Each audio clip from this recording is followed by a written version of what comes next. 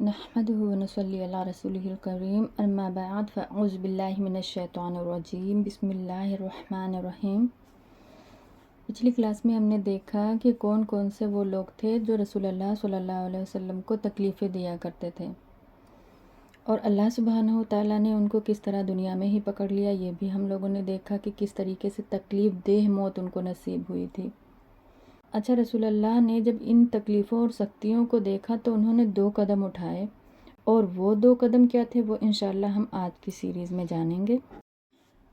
پہلا قدم یہ تھا کہ آپ نے ارقم بن ابو الارقم مخزومی کے گھر کو تبلیغ و عبادت اور تعلیم و تربیت کا خفیہ مرکز بنایا۔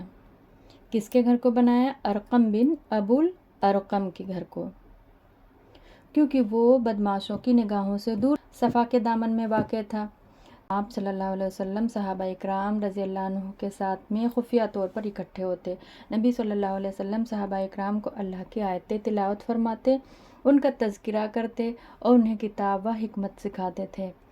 جہاں تک کہ نبی صلی اللہ علیہ وسلم کی اپنی ذات کا تعلق ہے تو آپ مشرکین کے بیچوں بیچ کھلم کھلا اللہ کی عبادت کرتے تھے اور اللہ تعالیٰ کے دین کی دعوت لوگوں کو دیتے بھی تھے۔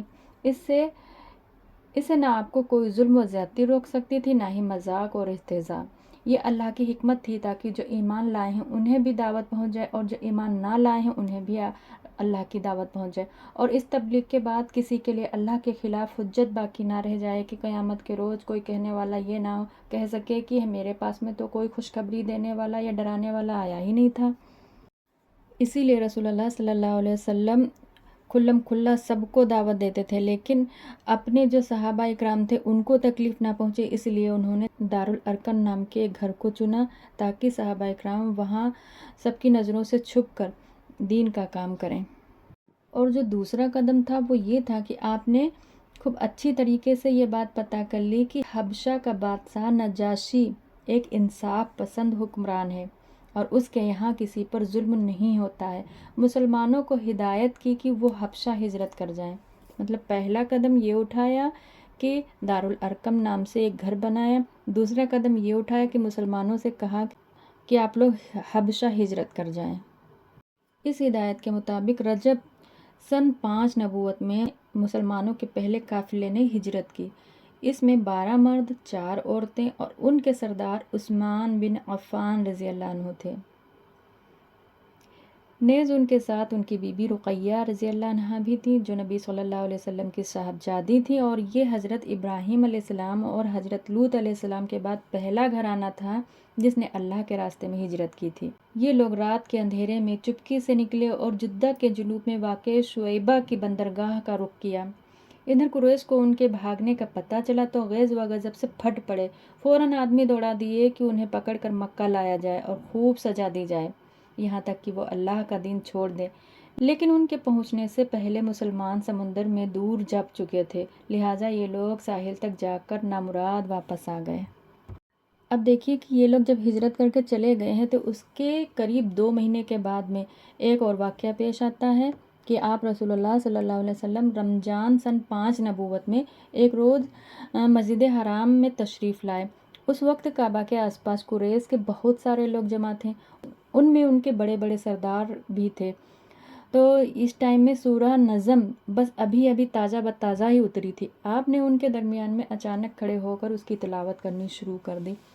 ایسا نفیس کلام انہوں نے کبھی نہیں سنا تھا۔ اب جو اچانک انہوں نے کلام الہی سنا تو وہ دم بخود رہ گئے اور سنتے کے سنتے ہی رہ گئے، خاموش، مبہوت، نہ روکنے کا یارہ نہ ٹوکنے کا ہوش۔ سورت کے آخر میں جب ڈانٹ ڈپٹ والی آیتیں آئیں تو ان کے دلوں پر ایسی کپ کپی طاری ہو گئی کہ وہ چنبھے میں پڑ گئے۔ وہ جیسے ہی رسول اللہ نے یہ آیت پڑھی فَاسْجُدُوا لِلَّهِ وَاعْبُدُوا، یعنی کہ اللہ کے لیے سجدہ کرو، عبادت کرو، کہ سب سجدے میں گر پڑے۔ کسی کو پتہ ہی نہیں چلا کہ یہ اللہ کا حکم تھا، وہ سب ایسے لگ رہا تھا ہپنوٹائز کر دیے گئے ہوں، کیونکہ اللہ کے کلام میں طاقت ہوتی ہے نا، اس وجہ سے سب نے سجدہ کیا۔ رسول اللہ صلی اللہ علیہ وسلم کے ساتھ میں سب سجدے میں گر گئے۔ واقعے کی خبر حبشہ پہنچی، لیکن خاصے فرق کے ساتھ میں، یعنی انہیں معلوم ہوا کہ قریش مسلمان ہو گئے۔ وہ خوشی خوشی مکہ پلٹ آئے، اور جب مکہ سے اتنے قریب آئے کہ صرف ایک گھڑی کا فاصلہ باقی رہ گیا تو حقیقت حال کا علم ہوا۔ اس کے بعد کچھ لوگ تو وہیں سے حبشہ پلٹ گئے اور کچھ لوگ چھپ چھپا کر یا کسی سے پناہ لے کر مکہ آئے۔ ہوا یہ کہ رسول اللہ صلی اللہ علیہ وسلم نے جب سورہ نجم کی تلاوت کی تو سبھی لوگ سجدے میں گر گئے، اور یہ خبر جب ان لوگوں کے پاس میں حبشہ میں پہنچی ہے جا کے کافی ٹائم کے بعد میں، تو ان لوگوں کے پاس میں اس صورت میں پہنچی ہے کہ وہاں سب جتنے بھی مشرکین تھے سب مسلمان ہو گئے، تو ان لوگوں کو بہت خوشی ہوئی کہ ہم اپنے وطن لوٹ چلیں، کیونکہ اب تو ہمیں اپنے وطن میں کوئی بھی دشواری نہیں ہوگی، کوئی ہم پر ظلم و ستم نہیں کرے گا، کیونکہ وہاں سب لوگ مسلمان ہو گئے۔ اب جب یہ لوگ اپنے قافلے کے ساتھ میں آئے تو بس مکے میں پہنچنے والے تھے، تب ان کو حقیقت پتہ چلی کہ نہیں، وہ لوگ مسلمان نہیں ہوئے ہیں۔ ان لوگوں نے تو بس اللہ کا کلام سنا، اور اللہ کے کلام میں اتنی طاقت تھی کہ وہ لوگ سجدے میں گر پڑے۔ انہیں نہیں پتہ تھا کہ وہ کیوں سجدہ کر رہے ہیں، کیسے سجدہ کر رہے ہیں، بس ایسا لگ رہا تھا ان کو ہپنوٹائز کر دیا گیا ہے اور وہ سجدے میں گر گئے تھے۔ لیکن جب انہیں ہوش آیا تو وہ پھر سے اپنی سرکشی میں لگ گئے۔ جب انہیں اس حقیقت کا علم ہوا تو کچھ لوگ تو واپس پھر حبشہ چلے گئے، اور کچھ لوگ آئے جو چھپ چھپا کر تو کسی کی پناہ میں آئے، جیسے کسی بڑے سردار کی پناہ میں لے کر آ گئے۔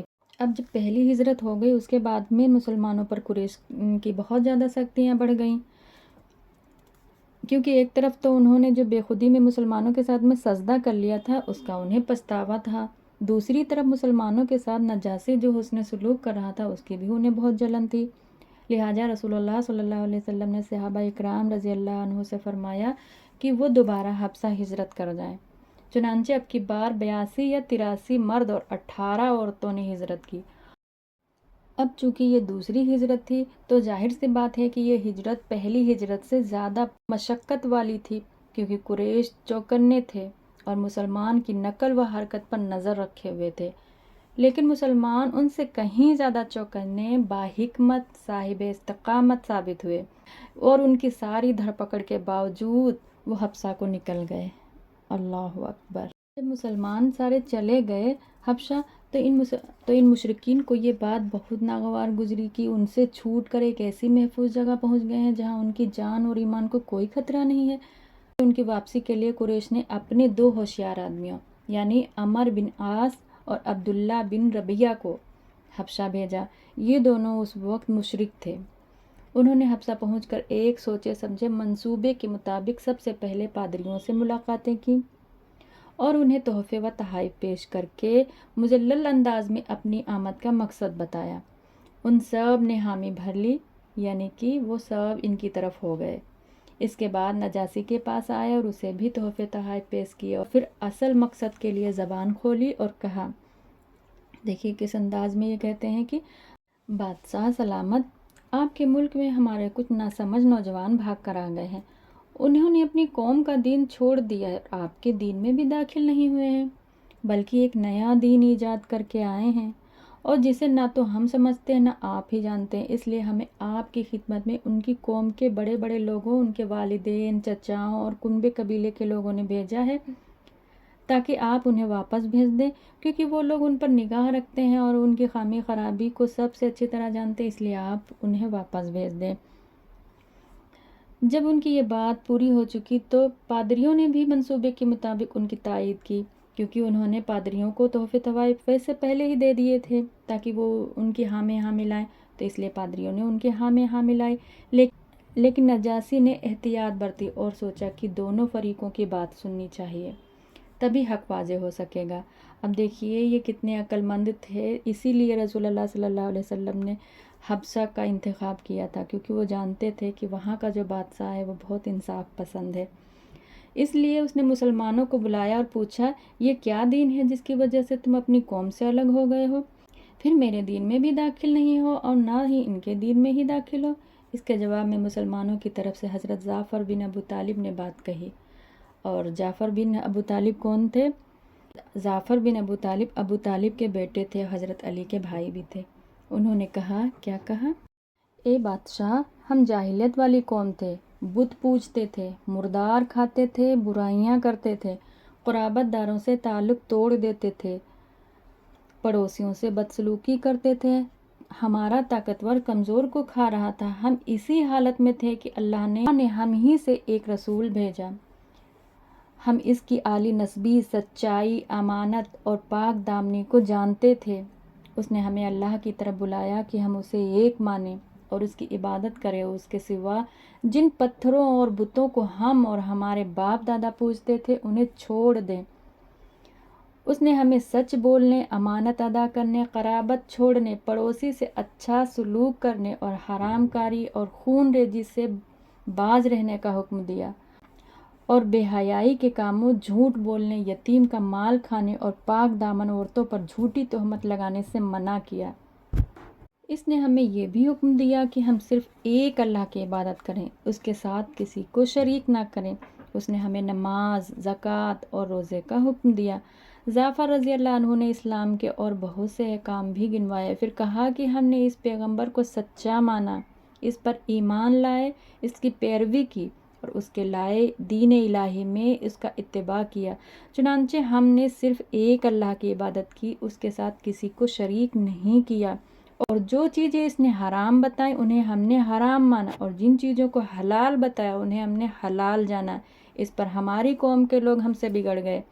اس نے ہم پر ظلم و ستم کیا اور ہمیں دین سے پھیرنے کے لیے فتنوں اور سزاؤں سے دوچار کیا، تاکہ ہم اللہ کی عبادت چھوڑ کر بت پرستی کی طرف پلٹ جائیں، اور جن گندی چیزوں کو حرام سمجھتے تھے انہیں پھر حلال سمجھنے لگے۔